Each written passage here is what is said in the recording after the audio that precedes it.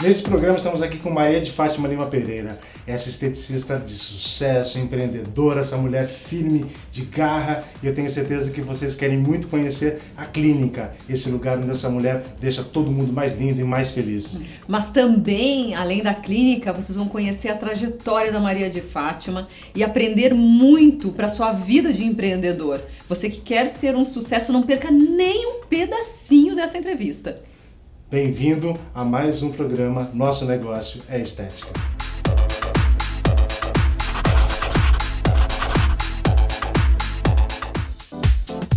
Se você trabalha com estética, certamente já ouviu falar no nome Maria de Fátima Lima Pereira.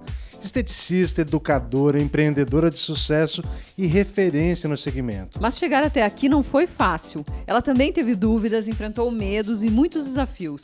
Essa história é a prova de que você pode chegar em qualquer lugar, basta ter foco. Proprietária de um charmoso centro de estética localizado em São Paulo, ela divide seu tempo sendo consultora, autora de livros, docente de vários cursos e coordenadora de eventos, entre eles um importante congresso científico do setor.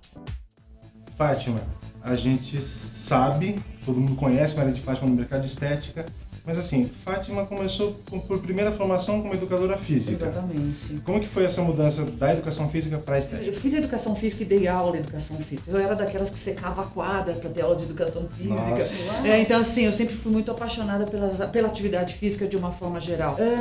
Lá pelos anos 80, com alguma decepção que eu tive em algum dos colégios que eu ministrei aula, eu resolvi repaginar minha vida, pensar no que eu poderia trabalhar em algo que as pessoas me procurassem por muito prazer, que é um pouco da história que eu via da minha mãe, quando ela atendia na área de estética. Ela ainda é atuante na área da estética. Tá, mas aí nessa mudança da educação física para a estética, qual que foi a sua maior dificuldade de migrar, no momento que você quis migrar definitivamente da educação física para a estética? Ou não teve essa dificuldade? Teve. A dificuldade foi assim, puxa, eu vou ser muito dura, tá? Mas é pra eu não estudei tanto na minha vida para tirar cravo. Sim, mas é uma realidade. Eu tinha feito já pós-graduação na área de administração desportiva, fiz alguns cursos, muitos cursos, alguns até na USP, alguns fora do país. Aí eu falei assim, meu Deus do céu, o que eu vou fazer com tudo isso migrando para essa nova atividade profissional? Com a mudança para o Rio de Janeiro, os tratamentos corporais naquele momento, o destaque maior no Rio eram as atividades físicas dentro da academia. E eu tava assim, num momento de um pouco de receio de morar no Rio, com filha pequena, e aí é uma dica importante que eu sempre dou. Meu Deus do céu, eu era uma ilustre desconhecida no Rio de Janeiro, eu falei, meu Deus, como é que eu vou fazer me conhecer? Como é que vão me conhecer aqui no Rio? Quem é que vai começar a me indicar? Eu tinha uma carta da minha mãe, que até então no Rio de Janeiro não refletia muito. Eu tinha uma carta do Dr. Mário Greenblatt como referência, mas que talvez fosse uma referência na área médica. Aí eu falei, meu Deus do céu, o que eu vou fazer? Eu ia trabalhar, como trabalhei dentro de casa, no Rio de Janeiro, naquela época, nos anos 86. Eu vinha de uma situação financeira muito boa, eu tive que parar com tudo e recomeçar. Aí o que eu fiz, gente? Peguei meu livrinho, na época eu tinha um livrinho da minha assistência de saúde, né, do meu seguro de saúde. Listei os dermatologistas que eu queria visitar.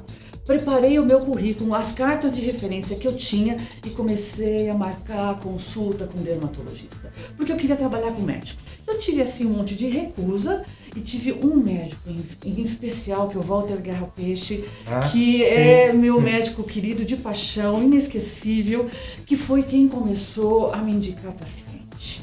E começou a indicar paciente para minha residência. E a minha primeira cliente foi a filha do dono da faculdade, Cândido Mendes, que eu tremia nas bases, porque eu não tinha o respaldo da minha mãe, no Rio de Janeiro, sozinha, dentro da minha casa. Imagina, eu colocar alguém dentro da minha casa e assim, eu não tinha esse histórico de atender dentro de casa, eu tinha um histórico de atender no ambiente dito profissional. E eu me sentia meio que, aquilo que eu falo de vez em quando, o atendimento de fundo de quintal, eu estava muito incomodada com isso ao mesmo tempo. E aí... E da sua casa... muita gente comecei a atender. E eu comecei a atender aí uns globais, e que era muito legal, porque era muito individualizado e ninguém encontrava ninguém em recepção, porque eu não tinha uma recepção. Exato. Ia direto para um dos quartos que eu tinha de atendimento e lá eu pude refazer e iniciar, eu diria que reiniciar minha carreira profissional. No meio do caminho veio a separação. Ou seja, uma quebra importante no meio do desenvolvimento de uma clientela. Exatamente, e foi muito interessante que ao mesmo tempo que eu atendia na estética, eu participava de todos os eventos. No Rio de Janeiro, São Paulo, enfim. E é um fato muito legal, porque foi como eu comecei a também dar aula no Rio de Janeiro. Eu sou muito grata ao Rio de Janeiro.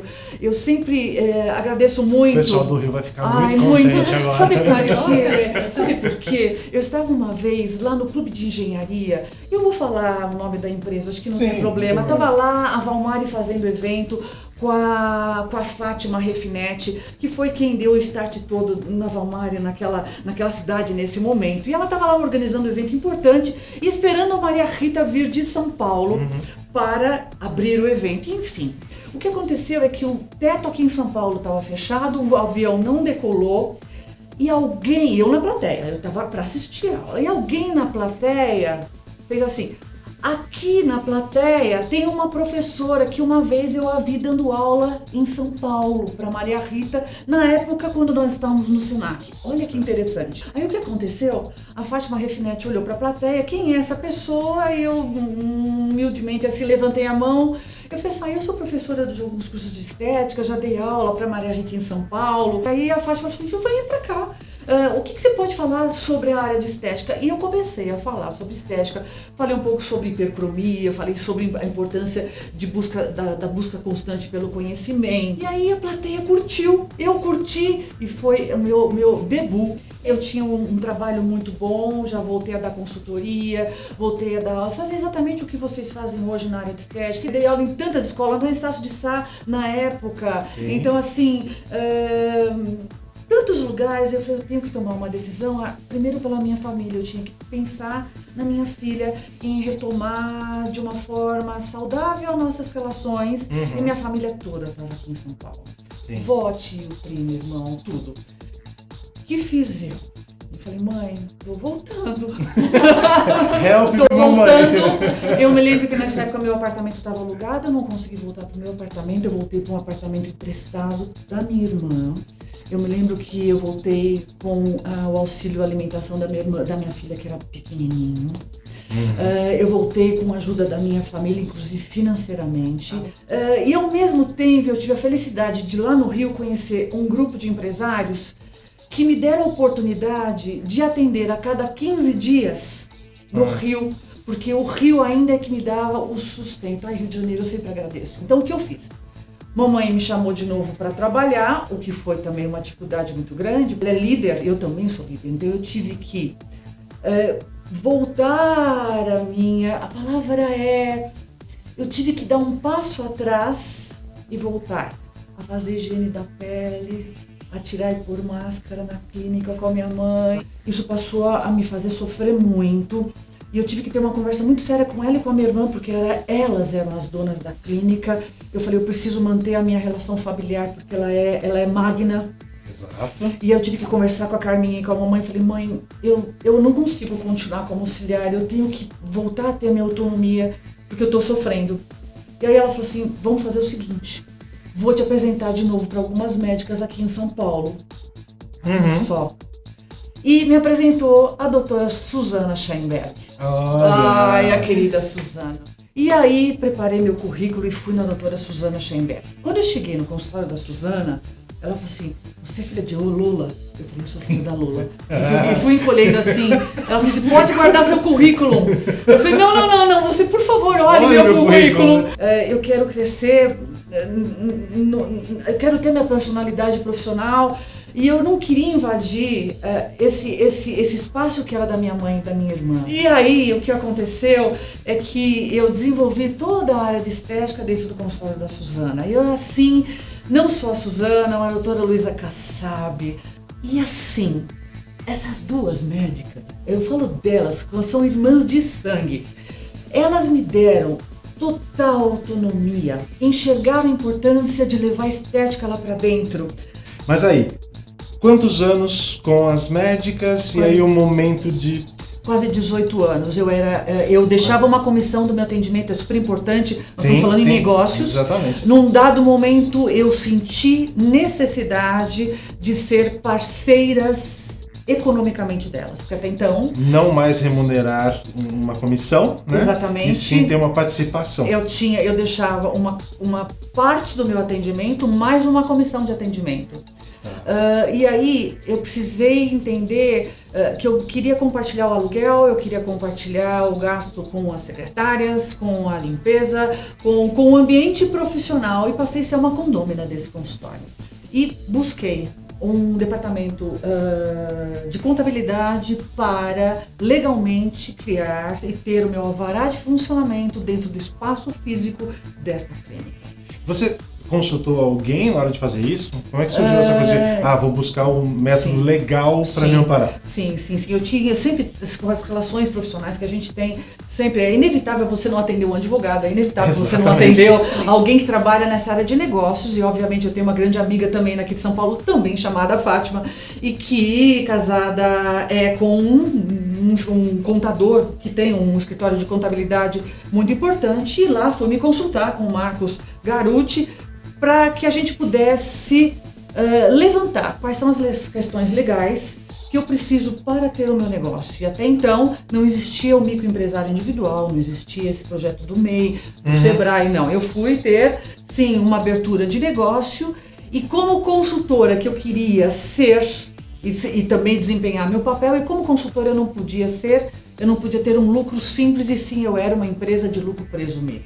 Com isso, vocês sabem muito bem, os impostos são enormes. Eu tinha que me reportar economicamente tudo que entrava em cheque, em dinheiro, para a minha contabilidade, pagar todos os DARFs, todos os impostos, os ISS, e justificar aquele meu ganho, até porque se eu quero comprar uma máquina, se eu quero fazer de repente um empréstimo do BNDES para comprar uma máquina de alto custo, eu preciso ter legalmente o meu negócio, eu tenho que ter um CNPJ. Então eu quis legalizar e deixar. Entenderam bem essa parte, né? É fundamental. Tem que ser legal. E aí, voltando lá para o consultório das médicas, o sofrimento que eu tinha, ele girava por essa questão da eleição de protocolo, e quantas vezes elas não mandaram pacientes cujos tratamentos elas determinavam, e eu via prescrito e eu chegava, ligava para essa Luísa, isso não está fazendo sentido. Eu acho, deixa eu fazer dessa forma, o que você acha de eu fazer isso? E eu dava uma justificativa fisiológica, e assim, me surpreendia que as minhas propostas eram ouvidas, mas não eram porque eu falava, é porque havia uma sustentação fisiológica, e aí elas topavam, e a gente ficou nesse namoro, nesse trabalho durante 17 anos, quase 18, até que a dona da casa pediu a casa. E eu falei, meu Deus do céu, ela está pedindo a casa, eu tenho que tomar uma atitude. Eu me lembro que meu terapeuta falava assim, Fátima, você tem que ter o seu negócio próprio, você tem todo o teu perfil. Os seus amigos falavam, você tem que ter um negócio próprio. Exatamente, meus amigos falavam que eu tenho que ter um negócio próprio, e eu achava que eu não tinha competência para ter meu negócio próprio. Eu tinha medo. Você tinha dinheiro para fazer isso? Eu tinha, acho que, não sei se 30 ou 40 mil reais, que eu vinha guardando para alguma coisa, caso eu precisasse, e vim procurar esse espaço. As médicas me permitiram que eu mandasse uma carta comunicando que, embora eu não estivesse mais trabalhando com as médicas, que eu estaria num novo espaço e que os clientes ficassem à vontade de me acompanhar, e esse era o meu medo. Será que os clientes vão me acompanhar? Porque eu estou vindo para um prédio, eu saí de uma casa, estava na rua, as pessoas entravam livremente. Num prédio requer passar por uma portaria, buscar o telefone, marcar. Não era tão fácil esse operacional. É um ambiente diferente também. Completamente diferente, e naquele momento era um dificultador para mim. Mas eu falei, se eu não fizer isso, eu não vou conseguir alavancar o meu objetivo empresarial, que já aconteceu isso há muitos anos, mas a tomada de decisão e coragem veio nesse momento. E eu estou aqui neste negócio. Eu tô indo pro 8º ano. Olha, é muito recente, gente. Eu tô há 35 no mercado, é o 8º ano. E eu diria que ter vindo para cá abriu portas para os outros médicos que não indicavam. Justamente porque você trabalhava com duas específicas, exatamente, uma equipe específica. Então há um receio, será que ela vai migrar, fazer com que o cliente migre para autodermato? E nunca teve isso. E nesse meio tempo veio o trabalho na Hair Brasil, Nesse meio tempo, eu conheci a Andrea Biocart, que era a diretora da Anhembi Morumbi, que me levou para a Anhembi Morumbi, que eu sou muito, muito, muito grata de estar dentro da universidade. Então, assim, eu estava na hora certa, no lugar certo, e esse é um pouco do histórico. Nós queremos saber, Fátima, qual é o impacto desse comportamento tão altruísta, ou seja, que não basta ser simpático, mas a sua empatia, do se envolver com o ser humano. Como isso reflete no negócio da Fátima? Exatamente. Sabe o que eu quero dizer para você? E no negócio da estética, no geral. Estética. Você sabe o que é fundamental? A gente voltar aos rituais da estética. Voltar aos rituais da estética é eu tocar essa mão com o coração. E não porque eu tenho que aplicar uma técnica ou um recurso que eu acabo de aprender. E o que eu estou vendo é que as aplicações dos recursos, eles estão muito mecanizados. Marisa e Orlando, eu estou muito aflita, né? Muito quadradinho. Se essa mão ela não preencher de ritual, de seriedade, de ética, de disciplina, pontualidade, de amor, de paixão, obstinação, o dinheiro ele vem como uma consequência de tudo isso, gente. Mas o que eu tenho sentido, essa questão do ritual, do prazer em fazer bem feito, de você ter talento, e talento é aquilo que o cliente enxerga que você tem. Talento é aquilo que o cliente enxerga, e não eu que falei que eu sou boa. Tem, né? Não é o cliente que enxerga, e ele vai multiplicar o teu negócio. Passa por aí. Que você olhe com um olhar de fato. Que se você faz um tratamento facial, por favor, cuida da face, do pescoço e do couro. Não me esqueça dessas áreas. Criar um ambiente, um astral que faça com que esse cliente pense em você de forma memorável. Que ele não se esqueça de você. É isso, gente. Impossível esquecer de um esteticista. Impossível esquecer de um profissional com esses atributos. Gente, a Maria de Fátima é cheia de gratidão. Vocês perceberam ao longo dessa entrevista, dessa nossa conversa? Quanta gratidão. Nós também temos muita gratidão em ter a oportunidade de ouvir essa história, a oportunidade de dividir com vocês. Porque aqui vocês aprenderam sobre negócios, sobre vida, sobre experiência e principalmente sobre como ser um sucesso. É isso aí. O nosso programa hoje está chegando ao fim. Maria de Fátima é sempre uma personalidade, uma pessoa maravilhosa. A gente adora essa minha amiga. Acima de colegas, somos amigos realmente. Eu tenho o maior orgulho de poder falar, sou amigo da Fátima. E assim, eu espero que a história de vida da Fátima, os negócios dela, as dicas que ela deu para todos vocês sirvam para muitas coisas na vida profissional, na carreira, no sucesso de vocês. Obrigado mais uma vez pela audiência, acompanhe a gente, daqui a pouco a gente volta com outro programa. Cliquem, comentem. Beijo. Beijo, coração.